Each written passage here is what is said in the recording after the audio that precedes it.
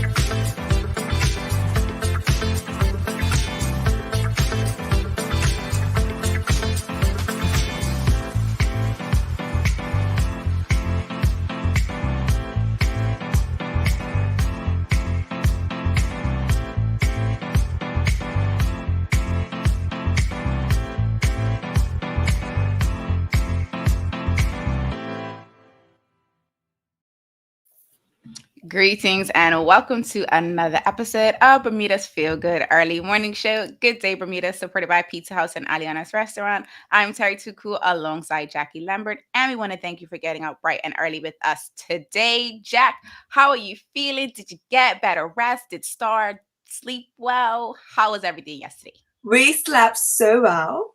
At one point, I thought I lost her because right now she's sleeping in my bed. And then I realized she was literally sleeping like between my feet. So I was on my stomach and my legs were like spread and I was crashed. And I was like, there's no child around me. Where's my dog?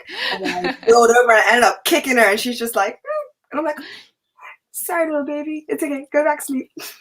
Yes, please. Stay asleep. Do not move. This is not playtime. That wasn't a dream. That was all a dream. This is all a dream. It was all a dream. Yeah. Used to read Word Up magazines. You know, if this is the first time you're watching Jacky and I, if a lyric is from a song and we happen to remember that song's melody, we will bust out and have a good song sing along. So if you're at home and you're having a sing along with us, it's okay, no judgment, because Jacky and I just do it.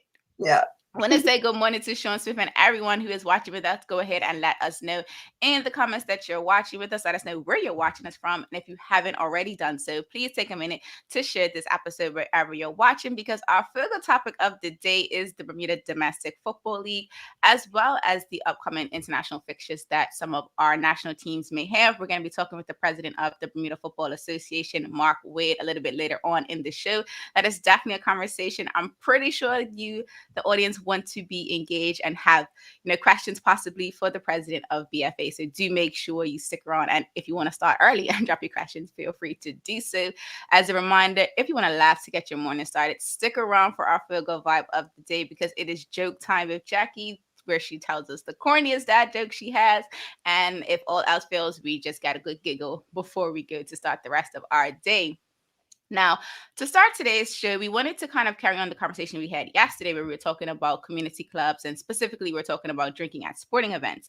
So we kind of went off on a tangent and we started to have a conversation around the mission statements and the visions for community clubs. So our question of the morning we wanted to ask is, what can community clubs do to stay connected to the legacy they were founded on? We did kind of go through the conversation where, there has been times where, the original founding of the community clubs or any club in general probably has gotten lost in translation over time. So we wanted to talk more, about what community clubs can do to keep connected to that legacy. And I want to say good morning to you, Traveling Trotty. Thank you so much for joining us. Jack, what are your thoughts on it? What do you think clubs can do to stay connected to that legacy and kind of keep people focused on that? So when I think of legacy, I think of the older generation, and we tend to think they're disposable and just push them to the side because, we're younger, we have new, fresh ideas, versus merging those ideas and keeping them on board. That keeps us rooted in our values, our history. They're the ones that have the history, right? So you make sure that they come into the meetings, you make sure that they have the interactions with the children, story time, whatever the case may be. Make sure you get out there and you have your community days. So you have a kids fun day, you rent the fun castles, everybody pays like $2 or whatever it is to go towards whatever the cost may be. and then you just continue to make bonds. You go, if you have to, door to door, and make sure that they know that your kid is welcome at this football club. We've lost sense of community on this island. It used to be everybody knew everybody in the neighborhood, whether it was from good reputation or bad reputation, but you knew who everybody was, which was the safe house, which house to stay away from. We knew, but now you don't know, because you don't even know who your neighbors are. So have your bake sales with your community. You have your fun days with your community, and you, even if they don't necessarily come from, because obviously people that were from Somerset or live in St. George's or living town, people have uprooted and moved from their, you know, historical landmarks, I guess homesteads, their homesteads. But you make sure that everybody feels included, make it feel more inclusive. And I think that will be a great thing to start small, start at home, and then slowly work your way out.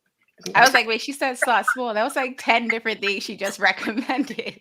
But start small, mean like start in your neighborhood and then slowly, you know, spread the word, spread it out there.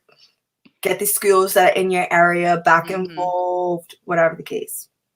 Yeah, those are definitely all great ideas. And if you're just joining us, the feel good warm-up question of the morning is actually going across the screen. We want to talk about what can community clubs do to, you know, stay connected to their original legacy and continue to pass on the traditions that they were founded on. And they came from our conversation yesterday where we were talking about how there is, you know, an element of antisocial behavior that happens at community clubs, and then the community club might get a reputation for having that type of environment, or this type of, or be that type of environment, excuse me. And so we kind of started yesterday by saying, you know, each club probably has, not probably, more than likely has a mission and vision statement that they were founded on, or that they may have expanded on in like over the last couple of years. And one of the ideas we had was like, you know, putting that up as a way to kind of reaffirm subliminal messaging positively, that is, to remind them of, you know, why this club exists. And so Jacky just went off on a good bit. I feel like every idea that you suggested is something that is definitely tangible, obviously, with, you know, following the guidelines that we have currently, which related to public health. But I feel like there's still ways to do everything that you just suggested and still make it where you're still connected and you're still building your community. So I think it's definitely doable, because all you need to do is sit down with your club and make a calendar of events and then get that information out there. Exactly. So, I want to bring in this comment from Sean Smith. He says, I believe community clubs should have annual Founders Day events. At these events, in the history of the club can be told by the outer members. I think St. George's Community Club has a Founders Week of events. Now, I've never been to one, so I can't tell you what the calendar events are, but I do see on social media that they do post that they do have a Founders Day. And I want to say that Rangers at one point was doing that. I remember they sending out something. I remember riding by and they had the fun castles laid out and everybody was there, you know, pitching in, having fun. And I mean, that breeds community, right? It does. And it is a way to get, and I think coming into what Travel and Trotty said, having multi-generational workshops to appreciate and encourage all members. And I think that's kind of what it is too, right? Because as we age, it definitely can seem like people are trying to push us out because we're no longer the new kids on the block.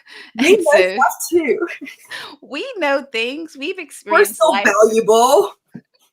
We have stories to share. And so I just think that it's doable. Like Jacky mentioned, we encourage it to be done. I know that my community club is working on a bunch of different campaigns. If you're not already following us on social media, follow Hamilton Parish Workmen's Club.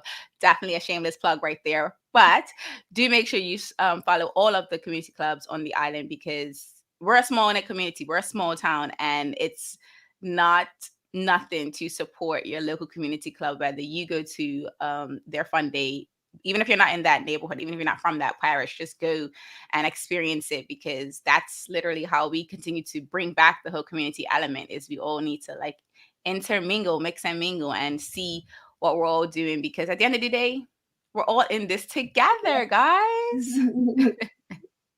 So if you're just joining us, Jacky and I just carried on a conversation we had from yesterday where we were talking about community clubs on the island. And we shared a number of different suggestions for staying connected to the legacy that most of these community clubs were started on. I think the Founders Day events and the Fun Day events for the community are probably the easiest to get started because they don't take as much logistics as like, putting on like a tournament, a football tournament or something like that. Like you just need to find the vendors, even just use your space to have these meetings, these workshops, as Traveling Charlie mentioned. And one more before we go to our first commercial break from Monica Dunstan, Jack. Members should stop electing execs based on popularity over their ability to lead, organize, financially manage, etc. It's a very good point. And I think, if you're in any of these community clubs and you feel like this is happening, you should definitely make that known, whether it's at an AGM or an SGM, or write to your executive committees and let them know how you feel about that. Because at the end of the day, as the members, that's who the executive committee serve. So they serve to make sure that your requests are fulfilled. So definitely, if you're part of any members club and you feel like that's happening, do make sure you read your constitution and see what you can do about it. On another note, we're going to take a quick commercial break and then we'll be back with our figure topic of the day. We have the president of the Bermuda Football Association backstage, and he is ready to talk with you about all things domestic football as well as upcoming international fixtures that our national teams may have. So make sure you stick around because Jackie and I will be right back. Same smooth sounds, different name. BCG Radio, home of Bermuda's most engaging morning talk shows, The Daily Hour and Good Day Bermuda. Download the app, available for Android and Apple devices. BCG Radio, your station for conversations and entertainment.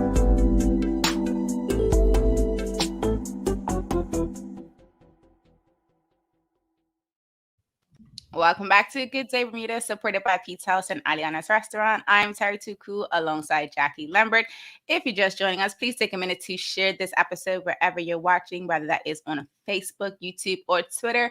We are about to transition to our feel good topic of the day. We are discussing Bermuda's domestic football league as well as upcoming fixtures our national teams may have with the president of the Bermuda Football Association, Mark Wade. He's backstage, but before we bring him in, as always, we need you to help welcome our guests of the day by dropping your favorite good morning emoji, but also add in the football emoji because BFA, got to keep it on brand, keep it themed proper. So good morning and good day to you, Mark. Thank you for joining Jackie and I. Mark, can you hear us? I think it's a little lag. No, I don't hear him. Good morning, good morning, good morning. Yeah, it was a little lag. It's fine. It's catching up. Nope, you're here now. Nope, you're good now. Good old Bermuda Wi-Fi. Good old. Love to see it. Love to see when the Bermuda, and it's 2 days before the Mercury retrograde, so technology is probably going to. I don't know why that's happening. Hey, you're back. Here we are. Here. Am I here? Yes. Yes. Okay. All right. What a way to start it. Love it. I love it. I love it. As someone who works in technology, I totally get it. It's fine. And we live on an island in the middle of the ocean. So, sometimes the Wi-Fi does its own thing. All of that.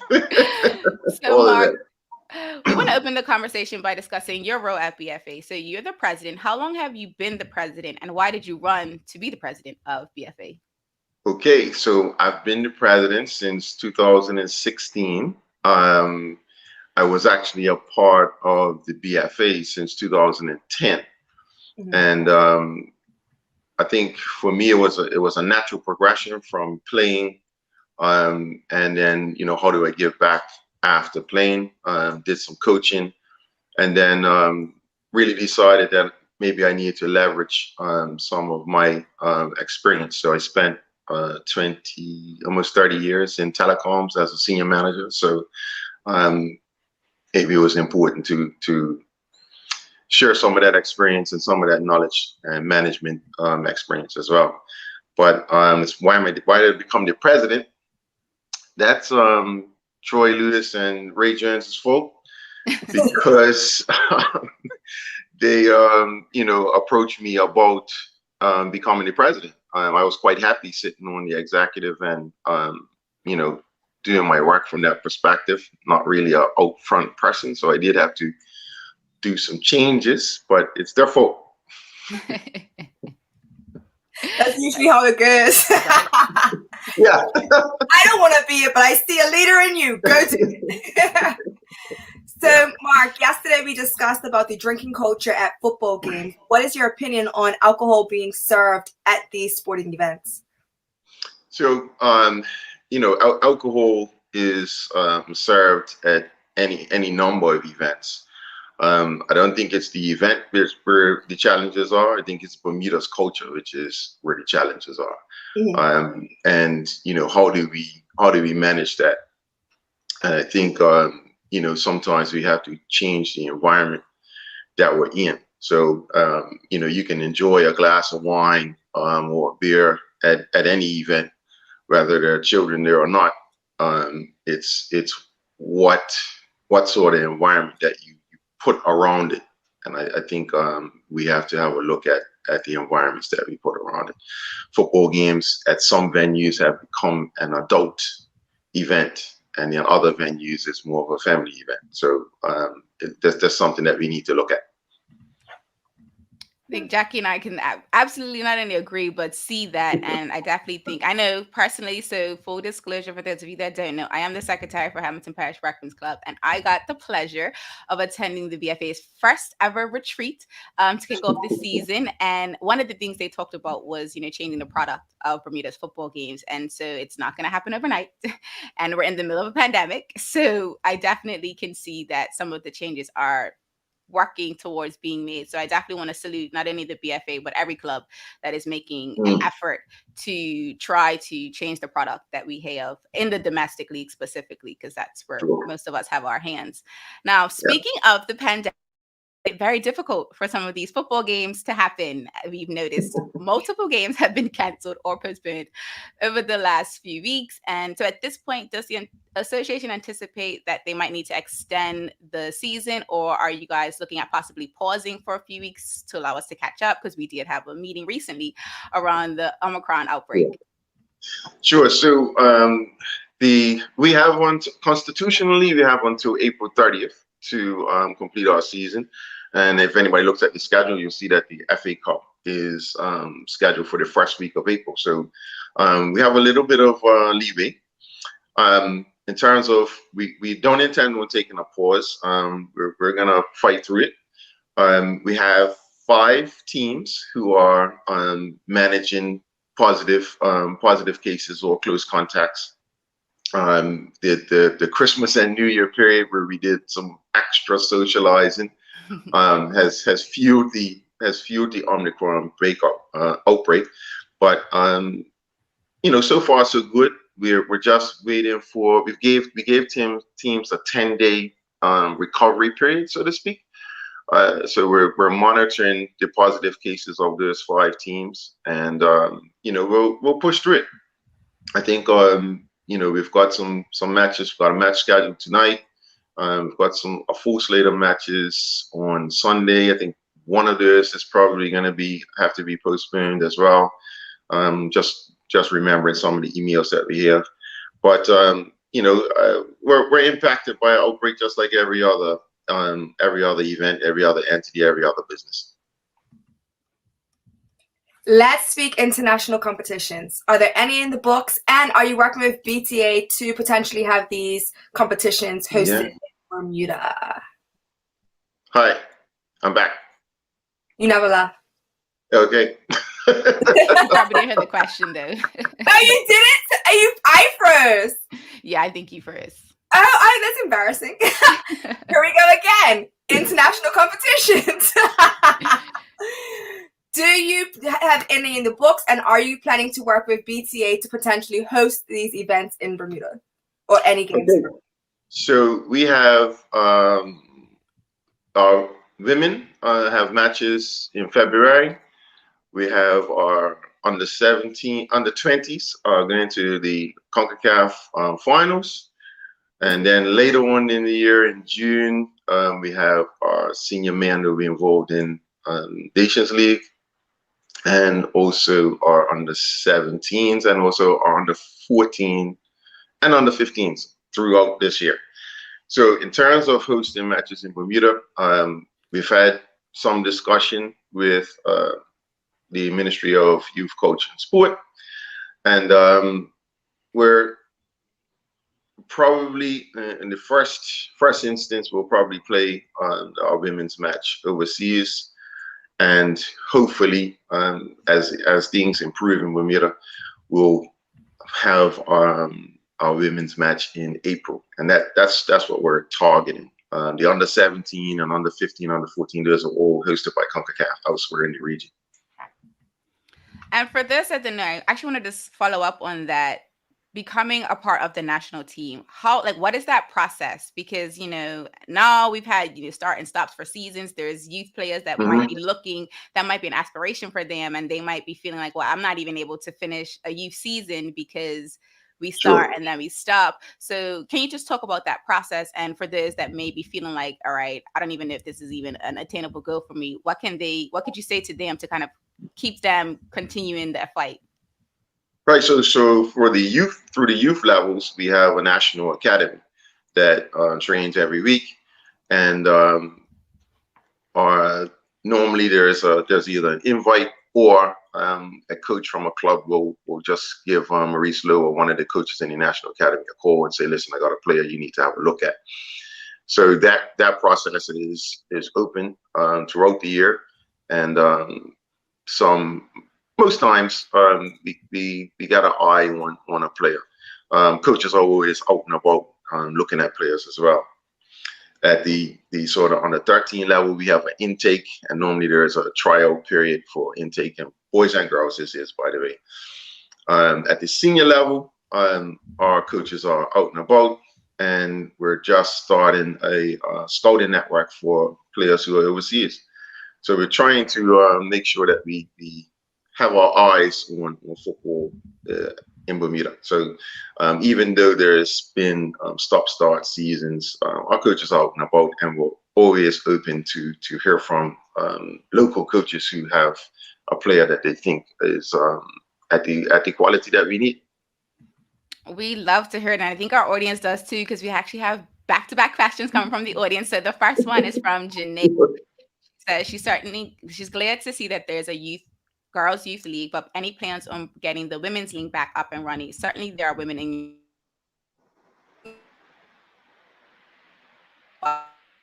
and what they have planned. Sure. So the women's league is, as I say, we're always playing a numbers game. We have tons of players at youth, and we're very happy to see that. And what we're trying to do is get to a point where we have enough numbers to have a senior women's league. That's the challenge that we have. We have players who are abroad, and then we have players who are just not old enough yet. So I know the women's committee is looking at perhaps a sort of small-sided game structure until we can grow it to a full 11v11. But that's always in the back of our minds of how can we get a women's league going. Perfect. And Jack, I'm actually going to bring up the next audience question for you to read. It's from Travel and Trotty. Are there any reasons why BFA finals are not held at the national, I was going to say tennis stadium, at our national stadium? So the FA Cup final is held at the national stadium. The other finals, I want to say two, maybe some years ago, maybe more than two, our clubs wanted to have the finals at their grounds to help support them and give them the opportunity to earn some money. Let's be frank about it. The national stadium has some restrictions about what clubs can do. They have a provider there, so it's really a financial decision that our clubs made. And I know, so for those that don't know, some behind the scenes thing, one thing the BFA has communicated very often is that they are looking to partner with clubs and support them in any way that they can, and financially, not only over the last 2 years, but probably previously, it has probably been a struggle to get people to come out to games. We talked about the product that is domestic football and how it has possibly encouraged some people to not come because they don't want to be around that type of environment. So I definitely can say hats off to the BFA committees over the years that have at least tried to make an effort to accommodate community clubs while also, honoring the fact that they still want to protect the game for life, as the new slogan goes. Yes, that's it. So I want to bring in this comment from Janae to carry on about the female football. She says, what about a PDL style league for females where a certain amount of overage players can play? And for those that don't know, can you explain what PDL is before you answer the question? Sure. So PDL stands for Player Development League. It was traditionally under 23, and then we allowed five overage players on your roster and 3 on the field at any one time. And in answer to the question, yes, the Women's Committee is considering that as well to try and help to increase numbers. The challenge there is that the numbers are low under 23 as well. So, but I don't want to speak for the Women's Committee, and I'm going to do a plug for them. I suggest you get the chairman, which is Sharice Bean, to come on, and she can talk a lot about women's football. But I do know that that is one of the things that we talk about often. Well, how can we get a women's league? How soon can we get the numbers we need to do it? But I appreciate that idea as well.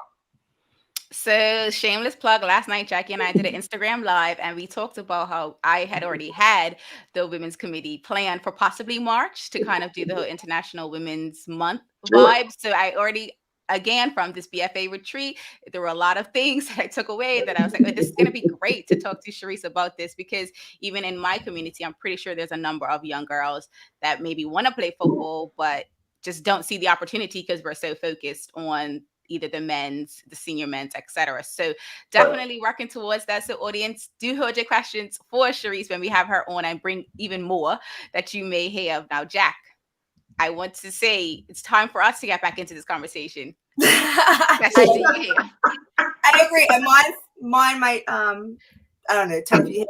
But we have some clubs that have a negative stigma that is held against them. And no matter what they do, no matter how much they try and change everything, it's still pushed on them. Why? So our clubs are victims, I think, of what they try to do and what their objectives are. So there's a balance between we have to engage these young men to try and help them, and at the same time, yes, some of their activities bring a negative stigma to the club. I think there's a balance between those two things, and clubs are constantly trying to strike that balance. And the stigma, sometimes the stigma is historical, and the general public won't let it go, to use more common terms. But I think our clubs just have to keep plugging away at it.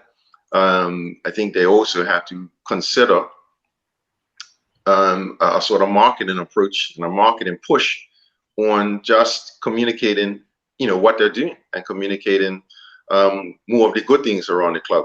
So at the retreat that we had a presentation from CONCACAF. And for those who don't know, CONCACAF reputation was in the toilet because of corruption.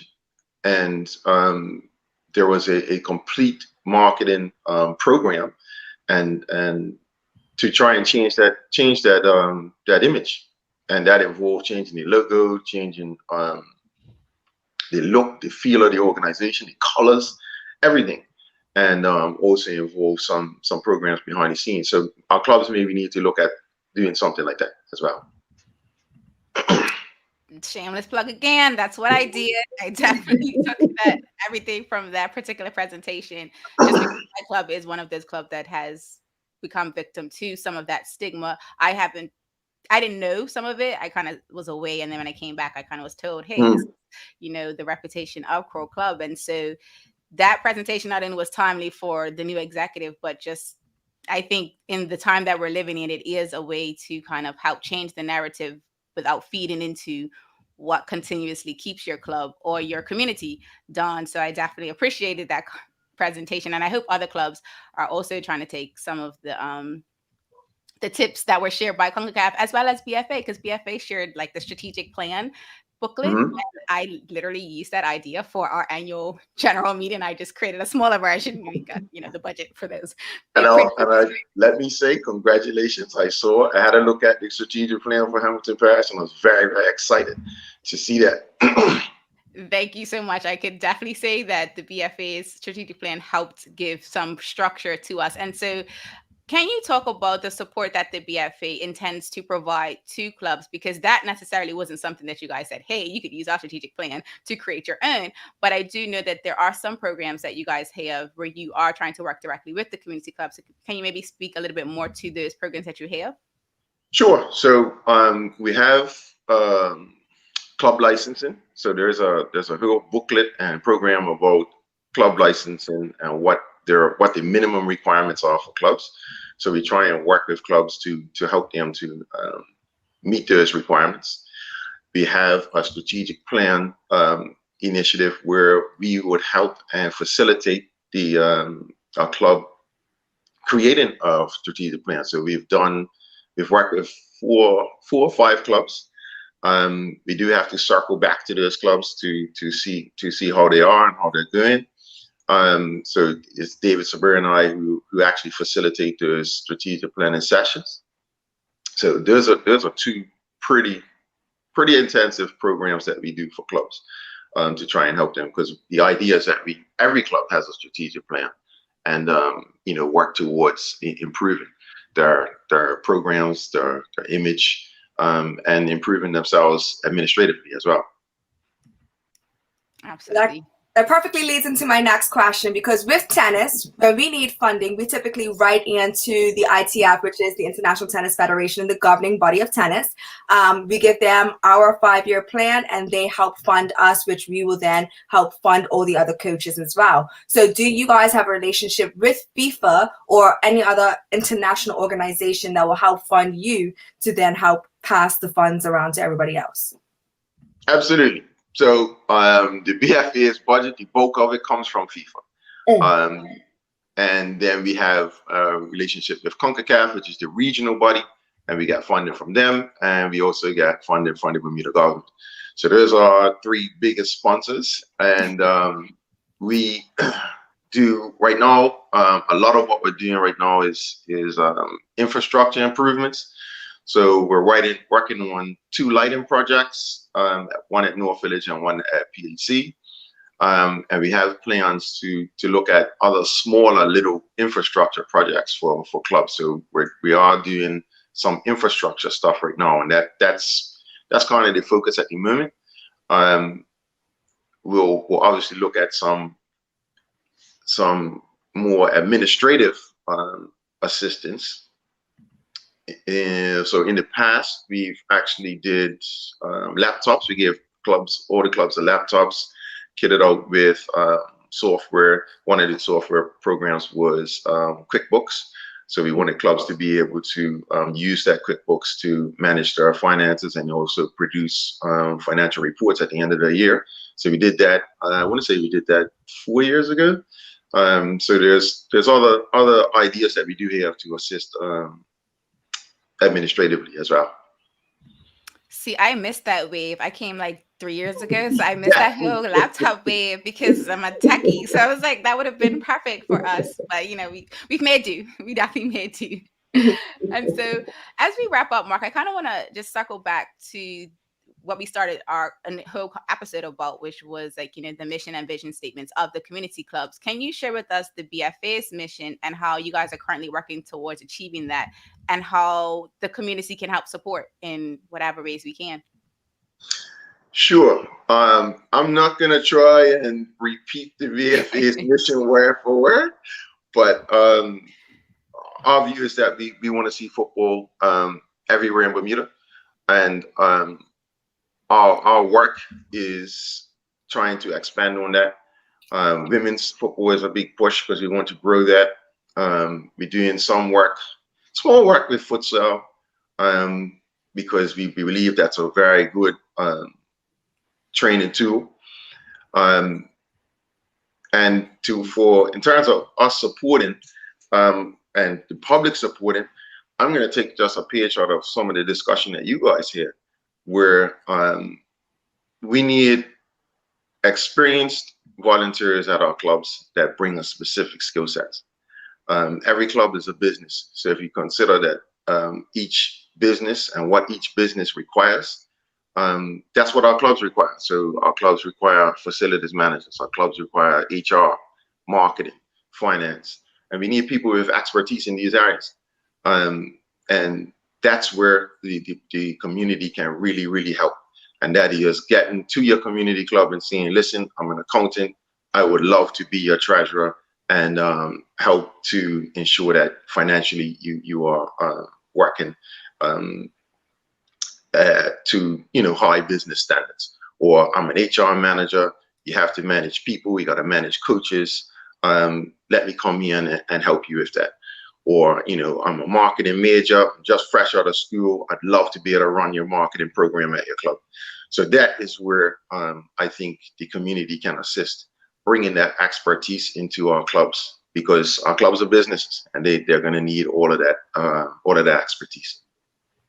Love that response. And yes, Hamilton Parish is also one of those community clubs that needs all those people. So do send us emails, contact us. You can actually probably contact the BFA directly too if you don't know how to contact your community club, because maybe you've just been away for a while, whatever the case may be. So feel free, because the BFA does hold all of the club's contact details as updated as it can be. But Mark, we want to thank you for joining us this morning, and we trust you have a good day. This conversation was amazing. I know. And as we're talking, I'm like, I just want to keep going. I have so many more questions. I want to keep picking the brain. Yeah, it was a great conversation, and it's always too short because football is this big. Yeah. And we try to cram it all in 20 minutes, but it was fantastic. And anytime you would like me back on, I'll be willing to come. And even if you want to have any of the other departments at the BFA on board, definitely reach out, and I'll make sure I get somebody up this early in the morning to share the information. Perfect. Thank you so much, Mark. Enjoy your day. You too. Enjoy your day. Bye. We're going to take a quick commercial break, and then Jackie and I will be back to give you the feel good vibe of the day, which is joke time with Jackie. And while we're having our commercial break, make sure you go ahead and let us know in the comments what you thought about our conversation with Mark Wade. Jackie and I will be right back. Same smooth sounds, different name. BCG Radio, home of Bermuda's most engaging morning talk shows, The Daily Hour and Good Day Bermuda. Download the app, available for Android and Apple devices. BCG Radio, your station for conversations and entertainment.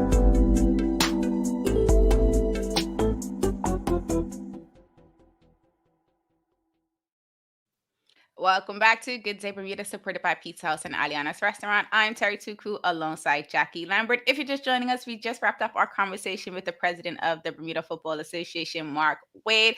And if you missed it, it's no problem. We'll probably more than likely, I say more than likely, it's a yes. We're going to have him back to talk even more, maybe later on in the season as we're getting ready to close out this season.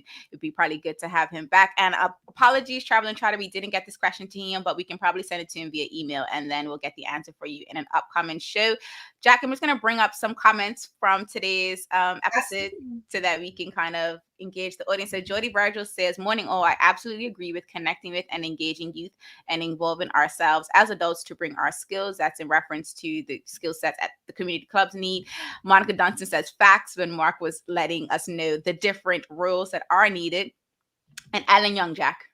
100% on the skill sets required for the community. He was speaking pure facts, lots of information. I enjoyed it. Like I said, as I'm sitting here, my mind's kicking, like more questions, kind of side, merging stuff, but Yeah, I want to have them back. Absolutely, we will. And one final comment before we go into our Feel Good Vibe of the day. Janae says, good convo, way too short. Looking forward to having someone back from the BFA. Yeah, we're definitely going to get the women's committee chairperson on Yeah. for You gotta you get your specifically, back on- Janae. Yeah, I get her back out on the field. I want to see. Janae definitely wants to get back out. So we're definitely going to have that for you, Janae, as well as the other folks that Mark mentioned as well, to talk about what it takes to run an organization like the BFA. But without further ado, Jackie, it's over to you. I'm ready for a laugh. I'm sure the audience is as well. If this is the first time you're joining us, just react on Facebook with the laughing emoji or drop your favorite laughing emoji in the comments. If you like Jackie's jokes. If you don't, still do it. It's fun. Okay. Did you hear about the musician that got arrested? The musician that got arrested. No, I didn't. What happened? She got herself into trouble. Trouble and bass. Where do mermaids go to see movies? Under the sea. Under the sea. They dive in. Okay, last one, movie theater. What's Whitney Houston's favorite type of coordination? Oh, I don't know. Hand